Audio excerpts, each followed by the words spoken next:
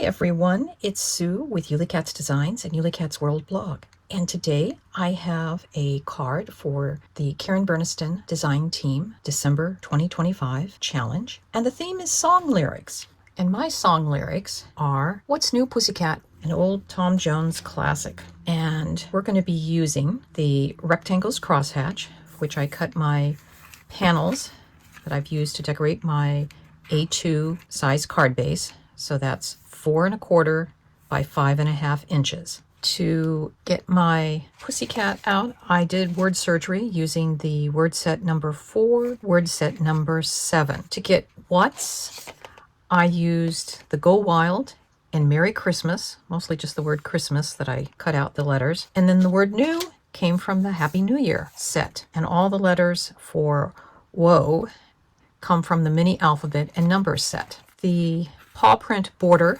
comes from the cat border, and then all of the facial pieces and paws and ears and the tongue come from the dog and cat playful add-ons. And then finally, the mechanism that we're using today is the playful pop-up. To get started, we will work out our placement. I think we're going to go something like that. And I'm using my Limeco pH neutral glue you can purchase from the Karen Burniston website, as well as fine tip bottles to make it easy to do all of this. And when I said I've done word surgery,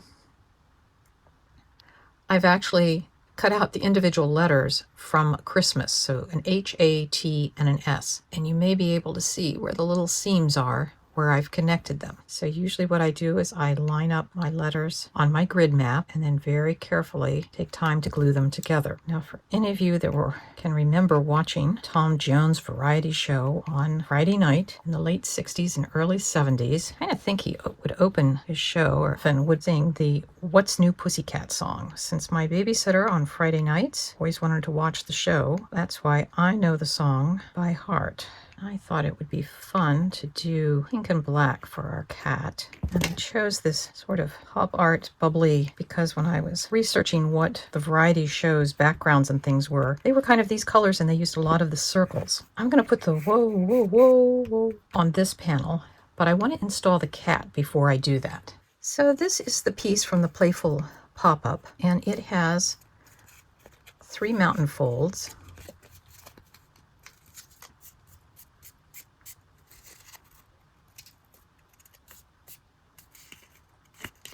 And then with this folded, it's easy to get the, what I call the wine glass or the martini glass fold. But it's basically a diagonal fold. Now the cardstock I'm using is probably 80 to 100 pound.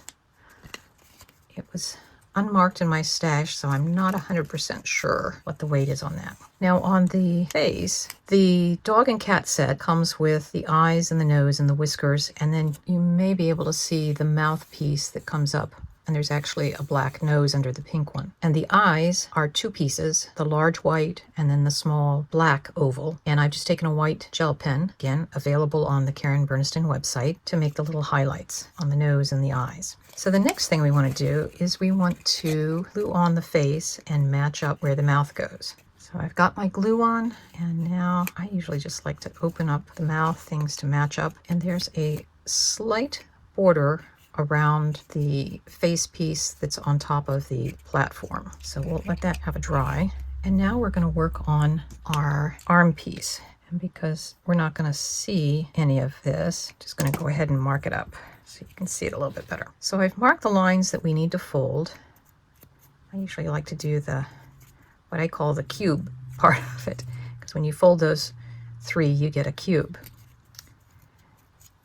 But then we'll do our diagonal, our wine, our martini glass, and that also folds up.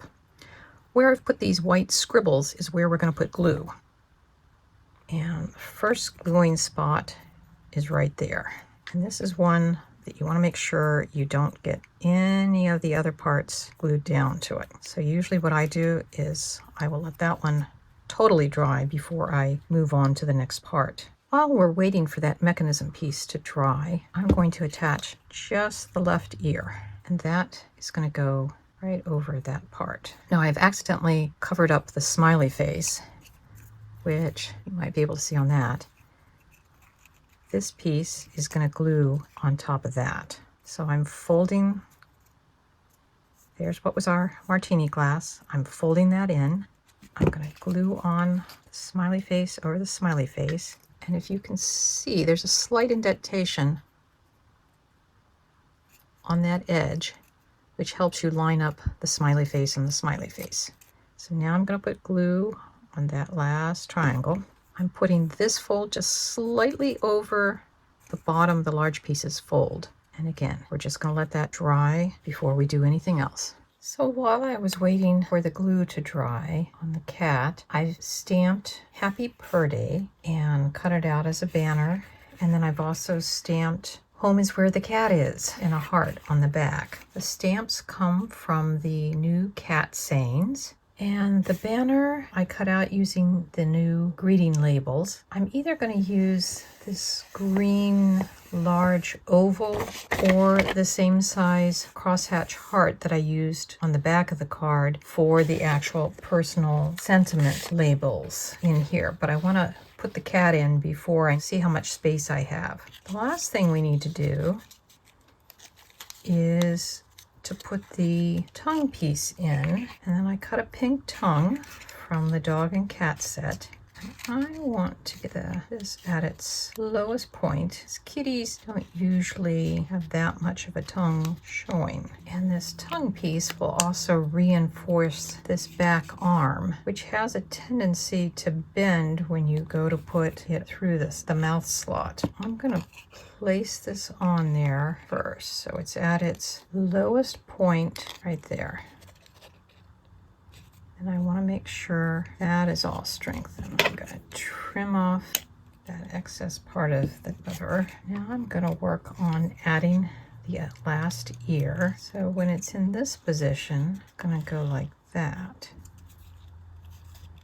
So at its highest point, we'll let that dry a little bit.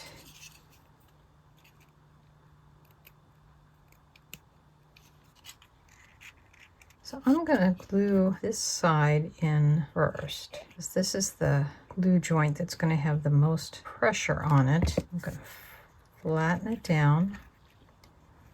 I want this right in the fold. And you'll notice I glued the ear on. So now we're going to put glue just on this tab here. We're going to flatten that down. And I'm just going to put a weight on it like that and let things dry. So we've got our cat in. And I'm just going to glue in paws. And you're just matching pointed in with the correct one on each of the arm pieces that swing out.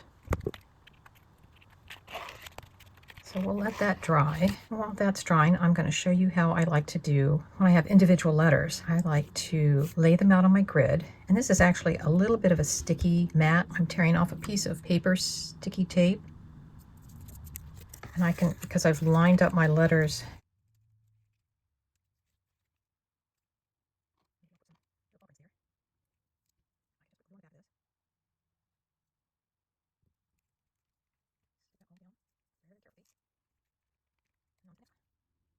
So I got my whoa, whoa, whoa down. And now these little paw prints are cut, just the extra ones off of the border here. And as you can see, there's the back, and the border cuts one in black, one layer in black and one in pink. So now we can decide whether we want to put a heart or the oval. Thinking I might do the oval. I want to make sure I'm not going to create a catch point for those paws. Even though the sentiment is up at the top and is partly covered by the paw, I think the recipient will be able to read that enough. Now all I have to do is sign on the back. I'm inking up the stamp that says, "Hope your day is perfect." And that's just going to go on the outside of the envelope flap. Here's our finished card and envelope.